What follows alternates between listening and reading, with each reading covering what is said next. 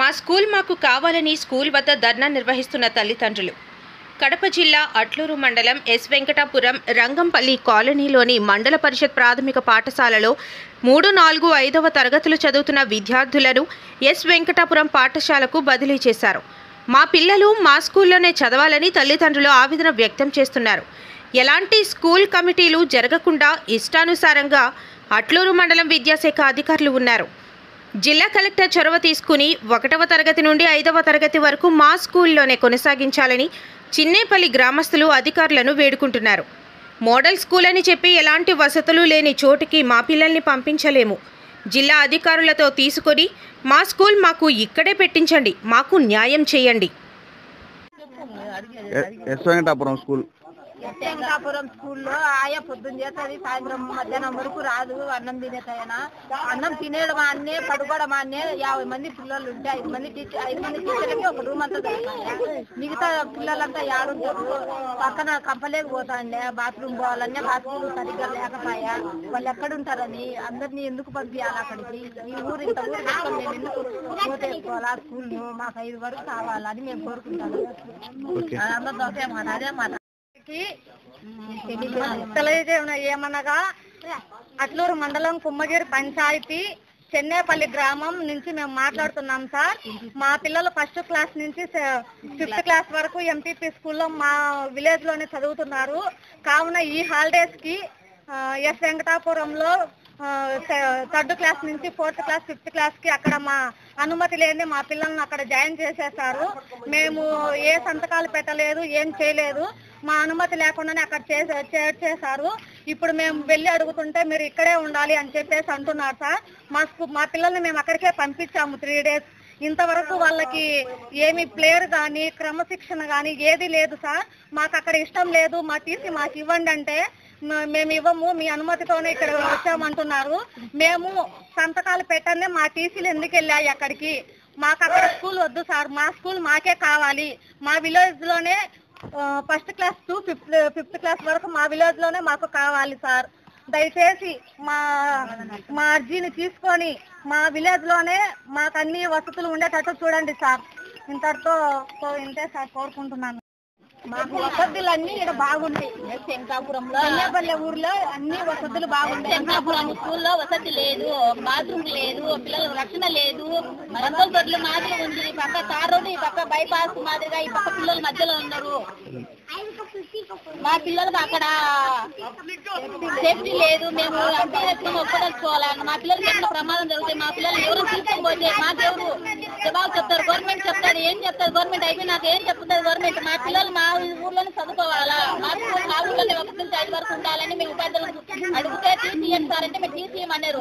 TC మా సంతకాలు లేకుండా ఏం లేకోకుండా వెంకటాపురం స్కూల్కి ట్రాన్స్ఫర్ చేశామని సార్ చెప్తున్నారు.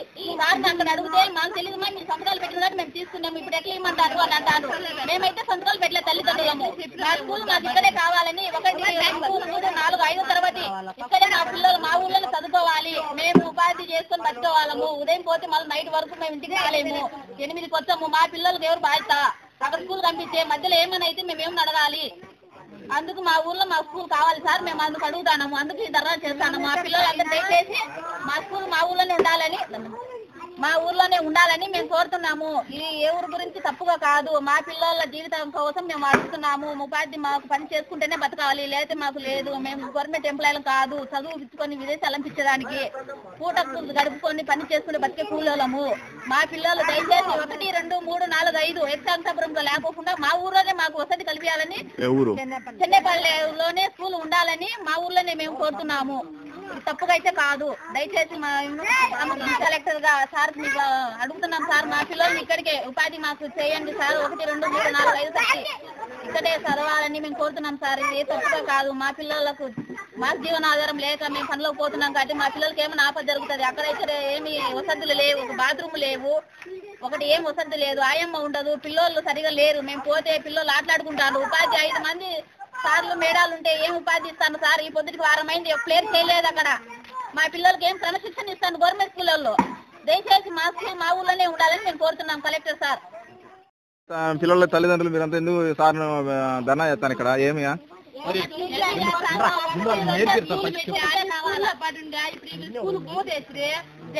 మా ఊర్లో పిల్లలు బడి లేకుండా ఆడిపి చదువుకోవాలా మాకు వంకలో పడి అవసరం మా ఊర్లో పడి మాకే కావాలి 5 వరకు మేము చెప్పిన మా వంకలే పోతానే ఈ పొద్దు మూతేసి రేపు ఎంసీ పిల్లలు ఆడి చదువుకోవాలా రేపు ఆ ఊర్లో బడి వదలే ఈ ఊరు మా ఊరు పడలే ఆ ఊరు పిల్లలు అంటారు అప్పుడు మన పిల్లలు ఆడి కావాలా ఆడి చదివించుకోవాలా ఎవరు ఈ రూల్స్ పెట్టిన వాళ్ళు మాకు అవసరం ఉంది బడి అసలు 1 వద్దు 2 వద్దు బడి అసలే మూత ఆ 1 2 కానీ మేము పిల్లలు ఎన్నో పెట్టుకుంటాం అసలే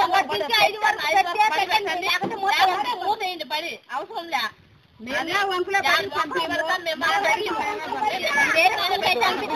మా ఊర్లో మా స్కూల్ కావాలి మాకు కావాలి అక్కడ వసతులు లేవు మా పిల్లలకు ఎవరు ఏమన్నా అయ్యారు ఇప్పుడు కిచెన్ తీసుకోపోదా నా పిల్లలు అట్లా మా పిల్లలు తీసుకోమో ఏదైనా ఎవరు బాత్రూమ్ మాకు సరిగా లేదు కాంపౌండ్ లేదు బందల దొడ్డు మాత్రం